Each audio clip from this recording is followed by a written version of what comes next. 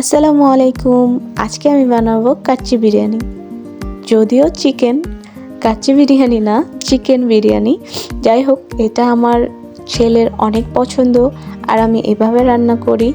আগে মাংসটাকে পুরো রান্না করে নেওয়ার পর তারপর আমি চালটাকে কিছুক্ষণ কষিয়ে তারপর আমি মাংসটা দিয়ে দেই। আর এভাবে রান্না করলে আমার কাছে অনেক বেস্ট লাগে, কারণ আমার মনে হয় যে মাংসটার যে একটা কাঁচা গন্ধ থাকে সেটা কমে যায়। আমি আগে তাই জন্য রান্না করে নেই। মাংসটা রান্না করার পর চালটাতে দিয়ে দেই। আর চালটাতে মাংসটা দেওয়ার পর অনেকক্ষণ ধরে কষাইতে হবে যেন ঝরঝরা হয়। আর যত বেশি কষাবেন তত বেশি আপনার পোলাও বা বিরিয়ানি ঝরঝরা হয়ে যায়। আমার ভিডিওটা দেখার জন্য আপনাদের অনেক ধন্যবাদ। সবাই ভালো থাকবেন, সুস্থ থাকবেন। আল্লাহ হাফেজ।